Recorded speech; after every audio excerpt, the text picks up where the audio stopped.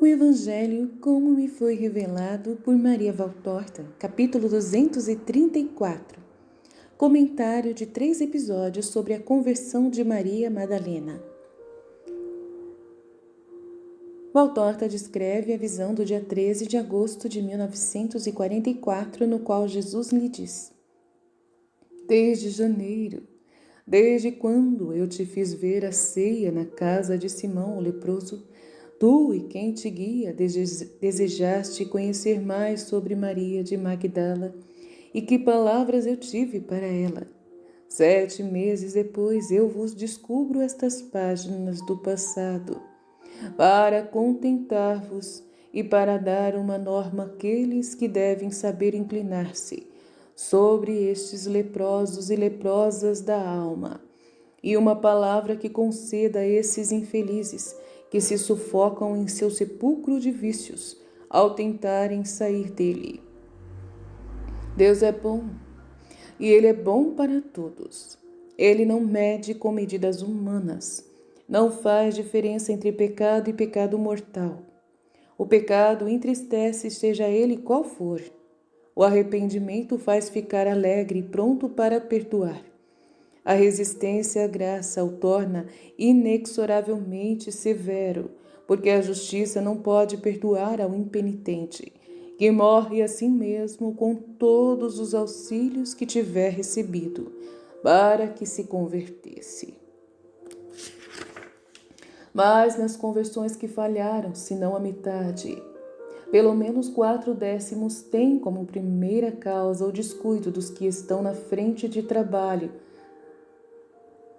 da conversão, por um zelo mal entendido e mentiroso, que como um toldo descido sobre um real egoísmo e orgulho, pelos quais ficam eles tranquilos em seu próprio abrigo, sem descerem para o meio da lama, a fim de arrancar dela um coração. Confirmando muitas coisas que eu digo aqui no meu canal. Falei isso semana passada na live. Jesus confirmando a live que eu falei também na semana passada e a palestra que eu dei também antes, sem ser a última anterior. Eu sou puro, eu sou digno de respeito. Não vou aos lugares onde há corrupção moral, nem onde me podem faltar com a reverência. Mas quem fala não assim ao acaso não leu o Evangelho, naquele ponto onde está dito que o Filho de Deus veio para converter os publicanos e as meretrizes, além das pessoas honestas que assim o eram, ainda que somente segundo a lei antiga? Não pensará esse tal que o orgulho é uma impureza da mente e que a falta de caridade é uma impureza do coração? Ficarás rebaixado, vilipendiado? Eu fui antes e mais do que tu, e eu era o Filho de Deus. Deus, deverás andar com tuas vestes sobre as imundícies? E eu não toquei com as minhas mãos esta imundície, para pô-la de pé e dizer-lhe: caminha por este novo caminho? Não vos lembrais do que eu disse aos vossos primeiros predecessores? Em qualquer cidade ou vila em que entrardes, informai-vos sobre quem há nela que o mereça e ficai na casa dele. Isto para que o mundo não fique murmurando. O mundo que é fácil demais para ver o mal em todas as coisas.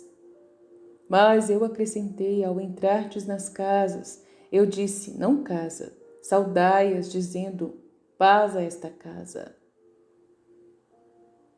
Se a casa for digna, paz virá sobre ela, e se não for digna, voltará para vós. Isto é para ensinar-vos que, enquanto não houver uma prova certa de impenitência, deveis sempre ter para com todos o mesmo coração, e nada os prejudicará de ir até os pecadores. Eu completei o ensinamento dizendo: e se algum não vos recebe e não escuta as vossas palavras, ao sairdes daquelas casas e daquelas cidades, sacudi a poeira que ficou pegada à sola de vossos pés. A fornicação nos bons, pelos quais a bondade é constantemente amada, faz que eles sejam como um dado de vidro liso. E ela não é mais do que pó, um pó que basta que o sacudamos ou que sopremos sobre ele, para que ele voe sem deixar nenhuma lesão. Sede verdadeiramente bons, formai um só bloco, com a bondade eterna no centro, e nenhuma corrupção será capaz de subir para vos sujar, a não ser nas solas de vossos pés, pois estão apoiados no chão. A alma fica muito ao alto, a alma de quem é bom e trabalha para a conversão do próximo, e de quem é uma coisa só com Deus. A alma está no céu, até lá não chegam nem a poeira e nem a lama, nem mesmo quando essa é jogada com ódio contra o espírito do apóstolo. A carne pode ferir-vos quer dizer materialmente só, moralmente, perseguindo-vos porque o mal odeia o bem ou ofendendo-vos. Mas o que tem isso? Eu não fui também ofendido? Não fui ferido? Mas será que aqueles golpes ou aquelas palavras obscenas ficaram gravadas em meu espírito? Será que o perturbaram? Não. Será que como uma cusparada lançada contra o espelho? Ou como uma pedra jogada contra a polpa suculenta de uma fruta? Deslizam sem conseguirem penetrar ou penetram mas somente na superfície sem ferirem o germe que está dentro do caroço. E pelo contrário, até o ajudam a nascer, porque é mais fácil sair para fora de uma massa já meio aberta do que de uma completamente fechada. É morrendo que o grão germina e que o apóstolo produz. Morrendo materialmente, às vezes, morrendo quase diariamente, isso mesmo. Num sentido metafórico, porque com isso fica mais do que machucado o eu do homem. Isso não é morte, é vida. Então morrer o seu eu é vida. Triunfa o espírito sobre a morte da humanidade. Vinda a mim por um capricho de ociosa, que não sabe como encher suas horas de ócio, os seus ouvidos atordoados pelas mentirosas gentilezas de quem a acarinhava, com hinos à sensualidade. Para poder tê-la como escrava, aos seus ouvidos ressoou a voz límpida e severa da verdade que não tem medo de ser escarnecida e incompreendida, e que fala suas palavras olhando para Deus. E como um coro de sinos em festa, todas as vozes se fundiram na palavra. São as vozes usadas para ressoarem nos céus, no azul livre do ar, propagando-se por vales e colinas, planícies e lagos, para fazer lembradas as glórias do Senhor e suas festividades. Não vos lembrais do repicar festivo dos sinos em festa, que nos tempos de paz tornava tão alegre o dia dedicado ao Senhor? O sino maior dava, com seu badalo que suscitava o som, o primeiro toque em nome da lei divina. Ele dizia: eu estou falando em nome de Deus, juiz e rei. E depois os sinos menores arpejavam que é bom, misericordioso e paciente. Até que chegou a vez do sino mais sonoro, com sua voz de anjo, dizer: cujo amor o leva a perdoar e a compadecer-se, para vos ensinar que o perdão é mais útil do que o rancor, e que é melhor ter compaixão do que ser inexorável. Vinde a quem perdoa, tende fé em quem se compadece. Eu também, depois de ter feito que seja lembrada a lei, que foi pisada pela pecadora, fiz cantar a esperança do perdão. Como uma faixa verde e azul de seda, eu a sacudi por entre as tintas pretas, para que aí ela colocasse as suas reconfortantes palavras. O perdão. Ele é uma orvalhada sobre o ardor em quem está culpado. A orvalhada não é o granizo que fere, como uma flecha que golpeia, ricocheteia e depois vai-se sem penetrar, matando a flor.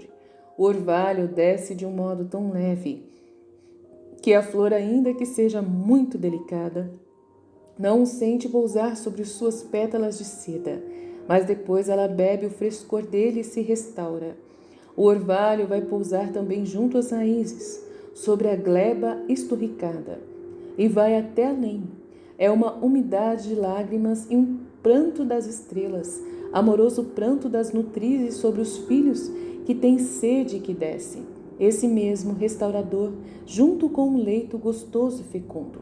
Ó, os mistérios dos elementos que trabalham para ele, mesmo quando o homem descansa ou quando peca. O perdão é como este orvalho. Ele traz consigo não somente a limpeza, mas os sucos vitais arrebatados não dos outros elementos, mas das lareiras divinas. Depois, após a promessa de perdão, eis a sabedoria que fala, e diz o que é ou não é lícito, e nos chama e sacode. Não faz por dureza, mas pela solicitude materna de salvar. Quantas vezes a vossa pederneira se faz ainda mais impenetrável e agressiva para com a caridade que sobre vós se inclina? Quantas vezes a evitais quando ela vos quer falar? Quantas vezes não zombais dela? Quantas vezes a odiais? Se a caridade usasse para convosco os modos que usais para com ela, o que seria de vossas almas? Mas vede como é o contrário. A caridade é a incansável caminhante que vem à procura de vós. Ela vem procurar-vos mesmo quando vos intocais em vossas nojentas tocas. Porque eu quis ir àquela casa, porque não operei nela o milagre, para ensinar aos apóstolos como agir, desafiando os preconceitos e as críticas para cumprir um dever tão alto, que está acima destas coisinhas do mundo. Porque eu disse a Judas aquelas palavras? Os apóstolos eram muito homens, todos os cristãos são muito homens, até os santos da terra o são, ainda que de maneira menor. Alguma coisa de humano persiste até nos perfeitos, mas os apóstolos ainda não eram perfeitos. Os pensamentos deles estavam cheios do que é humano. Eu os levava para o alto, mas o peso da humanidade deles os puxava para baixo. Para fazer que eles descessem sempre menos, eu devia colocar no caminho da subida algumas coisas próprias para parar a descida, de modo tal que, indo de encontro a elas, eles parassem, meditassem e repousassem, para depois subirem mais até além do limite anterior, coisas que fossem de primeira qualidade, a fim de convencê-los de que eu era Deus. Por exemplo, a introspecção das almas, a vitória sobre os elementos, os milagres, a transfiguração e a ressurreição e a ubiquidade. Eu estive na entrada de Emaús enquanto estava no cenáculo, e a hora daquelas duas presenças verificadas pelos apóstolos e discípulos foi uma das razões que mais os impressionou, soltando-os de seus laços e dirigindo-os para os caminhos de Cristo. Mais do que para Judas, que já incubava em si o plano da morte, eu falei para os outros 11 que eu era Deus, era o que eu necessariamente devia fazer brilhar diante dos olhos deles, não por orgulho, mas por necessidade em sua formação. Eu era Deus e mestre. Aquelas minhas palavras diziam que eu era isto. Eu me revelo com uma faculdade extra-humana e ensino uma perfeição. Não ter discursos maus nem mesmo com o nosso interior, pois que Deus está vendo e Deus deve ser um interior puro, para poder nele descer e aí fazer sua morada. Porque não operei o milagre naquela casa para fazer que todos compreendessem que a presença de Deus exige um ambiente puro, pelo respeito à sua excelsa majestade, para falar sem a palavra nos lábios, mas com uma palavra ainda mais profunda, ao espírito da pecadora, e dizer-lhe: estás vendo, infeliz? Estás tão suja que tudo ao redor de ti fica sujo, tão sujo que aí Deus não pode operar. Tu estás suja mais do que estes, porque tu repetes a culpa de Eva e ofereces o fruto aos Adãos, tentando-os, afastando-os do dever. Tu, ministra de Satanás. Porque não quero que seja chamada Satanás pela mãe angustiada? Porque nenhuma razão justifica o insulto e o ódio. A primeira necessidade, a primeira condição para termos Deus conosco é não termos rancor e sabermos perdoar. A segunda necessidade é sabermos reconhecer que também nós, a quem é nosso, somos culpados. Mas vejamos somente a culpa dos outros. A terceira necessidade é sabermos conservarmos gratos e fiéis, depois de termos recebido graças, e fazendo o que é justo para com o eterno. Infelizes daqueles que, depois de receberem a graça, ficam piores do que cães, pois já não se lembram mais do benfeitor, enquanto que o animal se lembra dele. Eu não disse uma palavra, Madalena, como se ela fosse uma estátua. Eu a olhei por um instante e depois a deixei. Voltei para os vivos que eu queria salvar. A ela, uma matéria morta e mais do que um mármore esculpido. Eu a envolvi com uma indiferença aparente. Mas eu não disse nenhuma palavra. nem fiz ato algum que não tivesse como alvo principal a sua pobre alma. Mas eu queria redimir, e a última palavra eu não insulto. Não insultes, reza pelos pecadores e nada mais. É como uma grinalda de flores que se terminou, e tal palavra vai juntar-se com a primeira palavra, que foi dita lá sobre o monte. O perdão é mais útil do que o rancor, e a compaixão do que a inexorabilidade. A inexorabilidade é quando a gente é duro, sabe? A gente é duro. Por exemplo, um filho, ele pisou tanto na bola com você, tanto na bola com você, você que é mãe, né? Só te deu desgosto. E aí, quando ele vem com a intenção de melhorar, né? Falando, mãe, eu vou melhorar. Você é firme com ele e fala, então tá, me prova. Quero ver se é bom mesmo. Quero ver se vai melhorar mesmo. Vai ter que provar pra mim. Você não acolhe, você não ajuda, você não apoia, você não dá um empurrão. Então, isso é inexorabilidade. Essa mãe muito firme, né, que acha que isso vai ajudar o filho. Às vezes não, às vezes tem que ser um pouquinho, né? Um pouquinho pelo menos. Tá bom, meu filho, eu acredito em você, eu vou te ajudar, vou te apoiar, vamos firme. Então, isso é, né, colaborar. E inexorabilidade não. Quero ver mesmo, quero ver se você vai melhorar mesmo. Então, tipo assim, né? Então, isso é inexorabilidade, E a fecharam a pobre infeliz em um círculo aveludado, fresco, perfumado pela bondade, fazendo-a perceber como servir a Deus é diferente daquela feroz escravidão a Satanás. E como é suave o perfume celeste em comparação com o fedor da culpa, e como é repousante ser amado santamente em comparação como ser possuído satanicamente. Vede como o Senhor usa de medidas em seu querer. Ele não exige conversões fulminantes. Não pretende ter de um coração absoluto. Sabe esperar e sabe contentar-se. E enquanto espera que a perdida encontre de novo caminho, que a louca encontre a razão, ele se contenta com tudo o que puder dar à mãe transtornada pela dor. Eu não lhe pergunto mais do que isto. Podes perdoar? Quantas outras coisas eu teria tido que perguntar-lhe para torná-la digna do milagre, se eu tivesse que julgar conforme as medidas humanas? Mas eu meço divinamente as vossas forças. Aquela pobre mãe transtornada já estaria fazendo muito se conseguisse perdoar. E eu lhe pergunto somente isso naquela hora. Depois, entregando-lhe o filho, lhe digo: sê santa e faze santa a tua casa.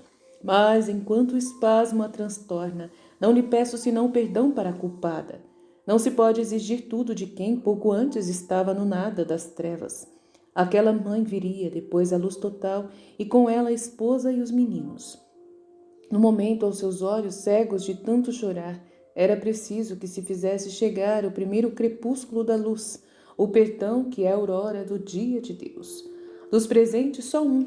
Não estou contando Judas, pois falo dos cidadãos lá acolhidos e não dos meus discípulos. Só um não teria vindo à luz. Estes malogros estão juntos com as vitórias do apostolado. Há sempre alguém por quem o apóstolo se afadiga em vão. Mas essas derrotas não devem fazer perder o alento. O apóstolo não deve pretender conseguir sempre tudo. Contra ele há forças adversas, que têm muitos nomes e que, como tentáculos de povos, pegam de novo a presa que ele lhes havia arrebatado.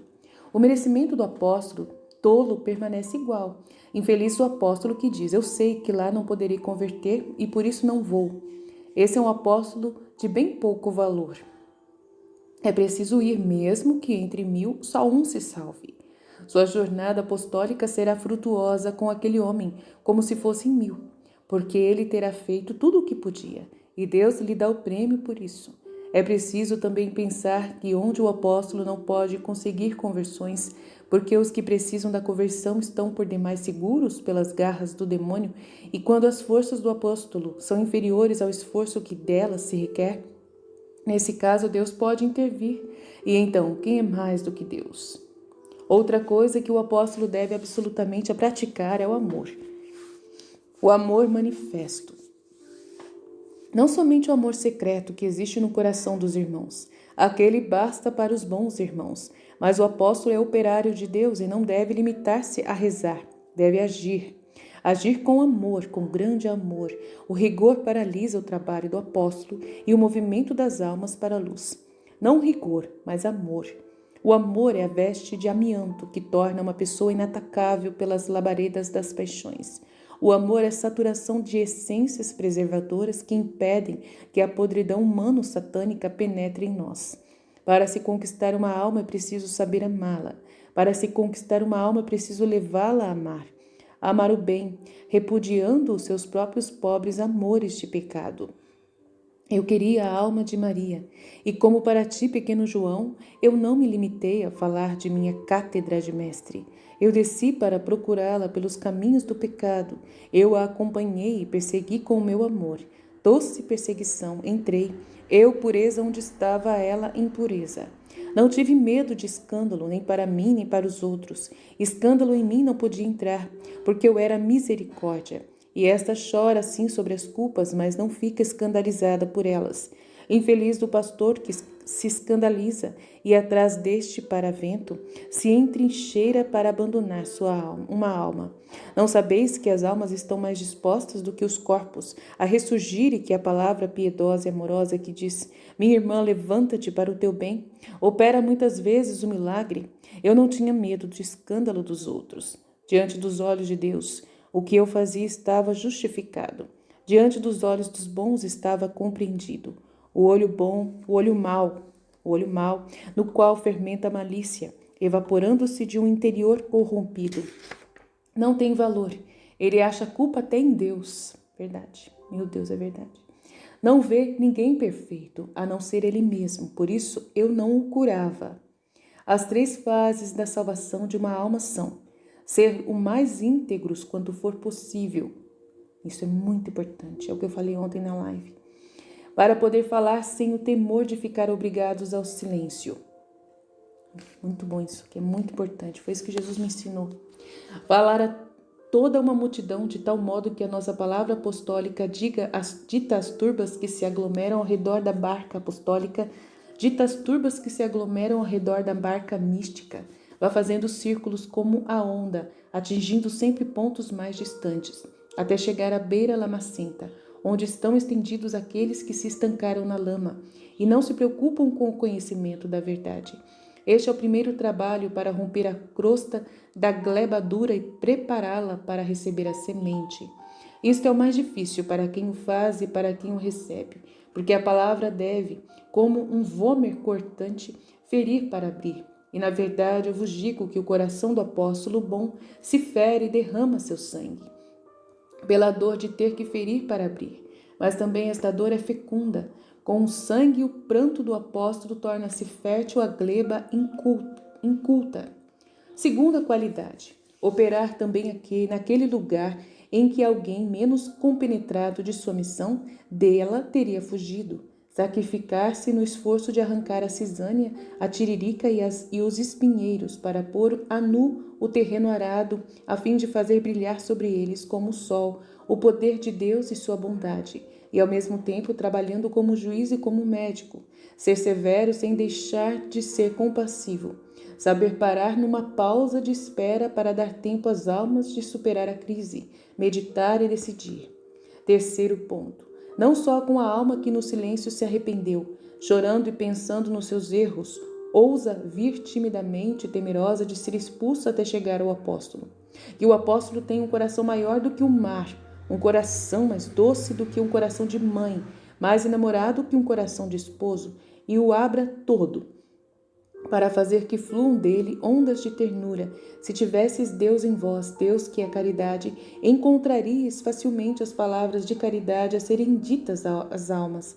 Deus falará em vós e por vós, e como o mel que escorre de um favo e bálsamo que flui de uma ampola, o amor chegará até os lábios ressequidos e enfastiados, chegará aos espíritos feridos e será alívio e remédio. Fazei que os pecadores vos amem, ó vós, doutores das almas. Fazei que sintam o sabor da caridade celeste e se rendam a ela, cheios do desejo de não procurarem nunca mais outro alimento. Fazei que sintam na vossa doçura um tal alívio que o procurem para todas as suas feridas. É preciso que a vossa caridade expulse para longe deles todo o temor, porque, como diz a epístola que leste hoje, o temor supõe o castigo e quem teme não está perfeito na caridade. Mas não está também aquele que faz temer. Não digais que foi eu que fiz. Que foi que eu fiz? Não digais. Que foi que eu fiz? Não digais, vai-te embora. Não digais, tu não podes gostar do amor bom. Mas dizei assim, dizei-me em meu nome, ama e eu te perdoo. Dizei, vem, os braços de Jesus estão sempre abertos. Dizei, prova deste pão angélico e desta palavra e esquece-te do piche do inferno e das zombarias de Satanás. Fazei-vos como animais de carga para suportar as fraquezas dos outros. O apóstolo terá de suportar as suas e as dos outros. E enquanto estiverdes vindo a mim, trazendo nos ombros as ovelhas feridas, tranquilizai a essas errantes e dizei-lhes, tudo está esquecido a partir deste instante. Dizei, não tenhas medo do Salvador, ele veio do céu para ti, precisamente para ti. Eu não sou mais do que uma ponte para levar-te a ele, que está te esperando do outro lado do rio da absolvição penitencial, para conduzir-te às suas pastagens santas, cujos princípios estão aqui nesta terra, mas continuam depois com uma beleza eterna que nutre e faz feliz nos céus. Eis o comentário, a vós pouco interessa, a vós, ó ovelhas fiéis ao bom pastor, mas se a ti, ó pequena esposa, trouxe um aumento de confiança, para o Pai haverá ainda mais luz, na sua luz de juízo, e para muitos será um estímulo para irem ao bem. Mas será uma orvalhada que penetra e que nutre, da qual eu falei, e que faz reviverem as flores que estavam murchas. Levantai vossas cabeças, o céu está acima, vai em paz, Maria, o Senhor está contigo. Fie-te.